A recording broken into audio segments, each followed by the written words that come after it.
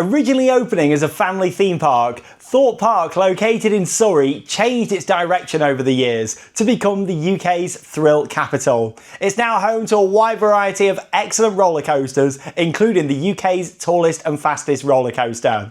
In this video, I'm going to count down my top 10 favourite rides at Thorpe Park. Now, I'd love to know your top 10 favourite rides at the park down below in the video comments, because as always, I want to keep these videos as interactive as possible. This is my list and I would love to know yours and just see how it compares to my top 10. But right then, let's get started with the countdown. And in 10th place, we're going in with Soar the Ride. This is a Gerstlauer Eurofighter that opened in 2009. What really makes this ride is the themed experience. As soon as you enter into the area, you've got all of Jigsaw's traps and spinning blades.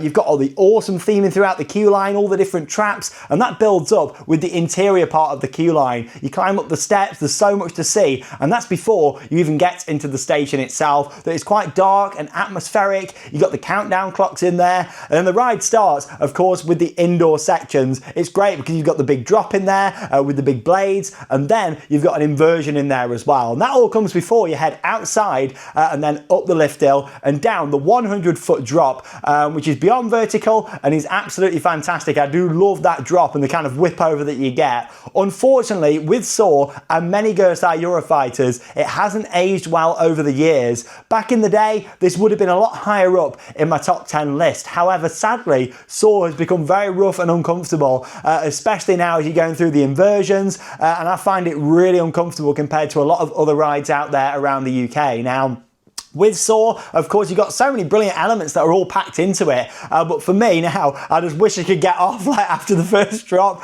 because, you know, it's just one of them rides that's just become very uncomfortable. Eurofighters have come a long way over the years as well, you know, and it's like with this, it's got the big over-the-shoulder restraints. You're quite kind of closed in on there as well. It's just one of them rides that used to be a lot better, in my opinion, than it is now. I find it really rough. It's a bit of a headbanger. You get a sore head.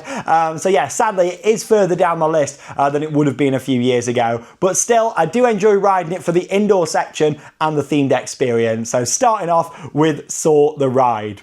In 9th place, we're going in with a flat ride. That's the thing with Thorpe Park. They've got a nice wide variety of flats as well, along with the coasters, and it is Rush. Now, this is an S&S Screaming Swing that has been operating since 2005. Now, what I do love about this is the fact that, you know, it really gets the momentum going quite fast, and then you swing up to 75 feet at 50 miles per hour. You've got two swings, and they're kind of going like this, in sync, which is really nice, and I do love the fact you've got that kind of kinetics with the two, kind of swinging like at each other like that is great. Now, in terms of the swing itself, it always felt like it used to be a lot more intense back in the day. It is an older ride now, you know, it's over 20 years old. Can't believe it, I remember being there for the opening day. But yeah, with this ride, it has certainly aged over the years. How long will it even last? I don't know, but I do think it's still a good fun ride, and yeah, it definitely made it into this list because of just the ride experience. You've got a little lap bar on there as well. There's not really much holding you in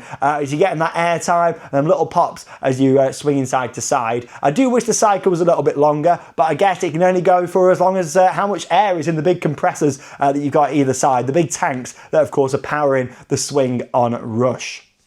Right then, we're into 8th place then now, and this is another flat ride. It recently had a refurbishment. It is Samurai.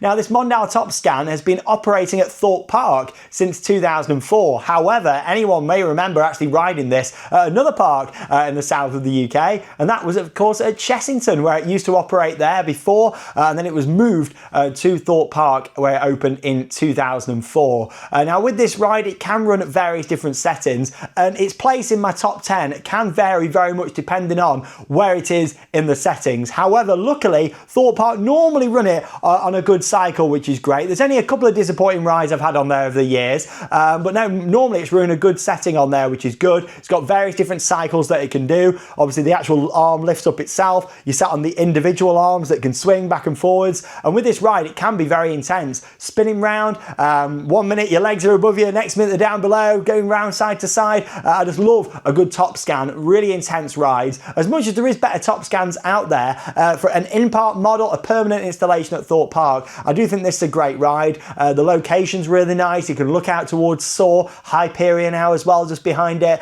And just overall, it's a good fun, but also intense ride as well. The restraints are quite bulky on there. I wish they weren't quite as bulky, but I can understand why they need to be well padded as well because of the swings, and it can be quite intense. Just that sensation of being flipped over and spinning round and then heading towards the ground. Nothing quite like it in my opinion, and I do enjoy a good Mondial top scan. Right then, into 7th place then now, and that is Detonator. Now this is a Fabry Mega Drop, a drop tower that opened in 2001. Now this stands at 115 foot tall. It's in a really nice location next to Nemesis Inferno. But with Thorpe Park being quite a small park anyway, you're right in the heart of it. So when you're up there and as you're climbing, you get some absolutely brilliant views looking out all across the park. As much as it doesn't spin or anything like that, this, where you are sat in that seat, is the view that you're going to have at the top. I do really like the fact that, you know, wherever you sit, you're going to get some great views, whether you're on this side looking out towards the Swarm and Stealth, Tidal Wave, or you're on the other side looking out towards Nemesis Inferno and of course Colossus and Hyperia. It's just a really nice attraction for the views, and then it's the thrill of it. Now the restraints are quite big and bulky on there, but because of how they're set up, the restraints aren't actually like really locked on tight to you. They're quite further out, so when you do drop, you get some good airtime on there as well. Now what also makes this is the fact it's not just the gravity that's pushing you down here. You're actually getting pushed as well with the actual workings on the ride. It's propelled, kind of launching away downwards. It pushes you down, which is brilliant. So it's not just gravity, you know, the free fall. You're getting pushed as well, which really does add to the ride experience. And just overall, I think that Detonator is a great ride, and had a bit of an upgrade with its theming a couple of years ago, which added to it as well. Right then, we're going in for a water ride now in 6th place. This is the monster that is Tidal Wave. It's a Hopkins Rides Shoot the Chute that opened back in year 2000. At the time, this was the first big investment by the Tussauds Group that had previously purchased the park. This was like their step forwards in transforming Thorpe Park in a way from, you know, smaller family rides into a much bigger thrill park. And it kind of started here with Tidal Wave and then Colossus, Inferno, and then on. They just carried on investing in the park. What makes Tidal Wave is the look of it off-ride, the whole of Amity, which is a great area, all the buildings, all the kind of atmosphere that you get around there with the music. The queue line's fun. It's got like toilets leaking and showers turned on and everything. I love that. The station's built on an angle, which is quite cool. You got the little church steeple. It's just a well-themed ride. And then you climb up the lift hill. It feels a lot higher than it actually is. It's only 85 foot, but it feels a lot higher. And then of course you drop down. Again, from looking at it head on, the drop looks steeper than it actually is. It's that sort of angle really descends, so it's not a mega steep drop, but you come down it, you build up the speed, so it's quite fast at the bottom, and then you've got that massive, huge tidal wave that hits the boats, and it takes you a couple of seconds before you get soaked. Anyone that's been on it will know that you sat there thinking, oh, I'm not that wet. Then the water all just falls and collapses onto you. There's no other water ride in the UK what gives you that feeling. So yeah, I do love that whole kind of tidal wave coming down onto you. Very much a summer ride, but a good fun ride at that. And then yeah, it's just the interaction, people on the bridge looking down and laughing at you and pointing back up, like looking soaked, coming off and just being dripping wet through, then going for a ride on Stealth to dry off. But no, it is a great ride. I do love tidal wave, and yeah, it's been operating for a long time now, over 25 years. Crazy, isn't it? Right, we're at the halfway point now, and in 5th place we've got Colossus. This is an intimate multi-inversion coaster that opened in 2002. This was again a big changing point for the park, the first big thrill coaster to be opened at the park a few years after the Tussauds Group acquired it. And yeah, this was it, 10 inversions at the time. It was a record holder for most inversions anywhere in the world. My favourite part of the ride is the quad heartline roll, where you've got the 4 inversions, the 4 barrel rolls all together. However, there's some other great elements on this ride. Now, of course, with Colossus, it can be a bit of a controversial ride. That's why I'm interested to see where where would you place it in your list? Would you have it as high up as me, or would it be right up there at the bottom? I'd love to know. But yeah, for me, Colossus is an iconic ride because it was a world record holder, and also you've got to know how to ride it. If you sit down and hold on and stick your head forward so it's in front of the restraint like that, you're not going to bash your head. So you're kind of going to go side to side like this instead of bashing it side to side. So I would recommend, if you've never done that, give give that a go. I know it's not as easy for everyone to do that, but if you can do that, I'd recommend it on the ride because it is the best way to do it. Along with that, I just love the look of it, like dipping in and out of the areas. You've got that airtime hill, it drops under the shop into the Cobra Roll. I love the location of Colossus, and as much as the theming and water effects and everything used to look a lot better. I mean, I remember being there when it opened and it had all the water pools underneath and water features. It looked stunning when it opened. It had a bit of TLC a couple of years ago as part of the Thorpe Park Sparkle project. But yeah, for me, like what really made it was that original look of the ride. But still, I don't find it too uncomfortable. You just got to know how to ride it. And yeah, I just think Colossus is still a good, fun ride and iconic for Thorpe Park. If it wasn't for that ride and the success of it, then you wouldn't have all these other rides now, including Stealth, Hyperia, the Swarm. That was the ride that started it all. So you got to bear that in mind. And that's why, for me, it belongs at the halfway point in this list. Right then, top 4 now. We're going to feel the heat of Nemesis Inferno in 4th place.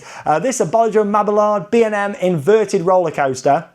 It's been operating since 2003. How about that though for Thorpe Park? Back-to-back coasters, big coasters as well. You had Colossus and they were like, right, we're going in next year with Nemesis Inferno. At the time, obviously the Tussauds Group had owned Thorpe Park for a number of years and Chessington. But I think for them, they were like, we want to make this the Alton Towers of the South really. And they was putting in all this investment, all these big rides. That's amazing, isn't it? Within like a few years, Tidal Wave, Colossus and Nemesis Inferno all open, and lots of other bits in between as well. They're just the big rides that open in that period.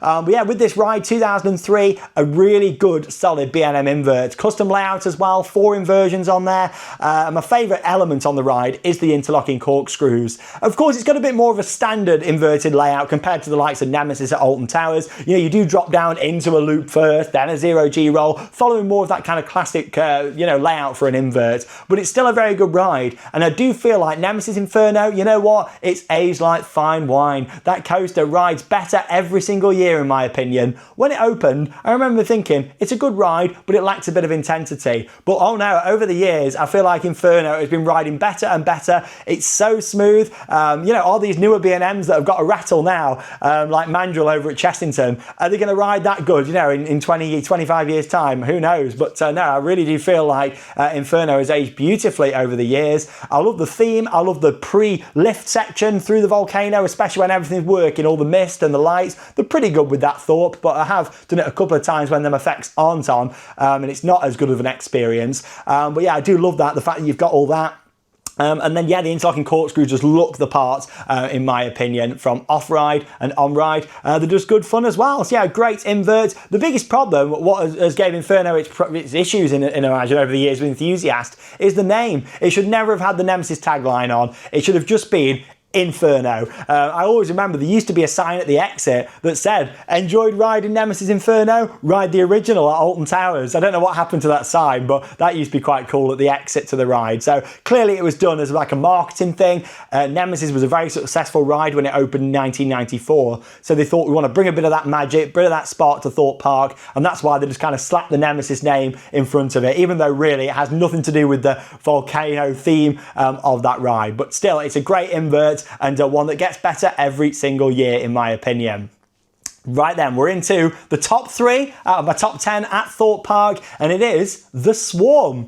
This is a Bolliger & Mabillard B&M wing coaster that opened in 2012. It's got a total of 4 inversions, and again, the theming of this ride is excellent. You walk onto this kind of like apocalyptic island where you've got the crash plane, you've got the ambulance tipped on its side, the fire engine, the operator's booth is like an upside down police van. Just the overall like destruction theme I think works really well. They've got the billboard on there that wasn't an original theme, that was added when it had a backwards row, if you remember that. I wasn't really a big fan of the backwards on there. I think it did ruin the ride, so I'm glad that that went, because back row is my favourite on there. When they spun it the other way, I didn't think it was anywhere near as good, so I'm glad that that didn't last, brave it backwards. But still, the Swarm is just a good, solid ride. I love the initial dive drop because you take it quite slow, really kind of, twist round into it, which is great. Awesome views across the park and over to London from up there as well. You can even see like the Shard, Central London, Heathrow Airport, Wembley Stadium. You know, you can see all that from the top, which is great.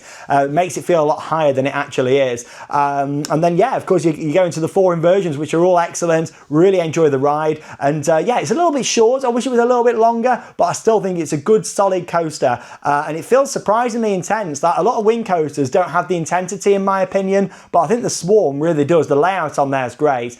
So I do really love the overall intensity of that ride.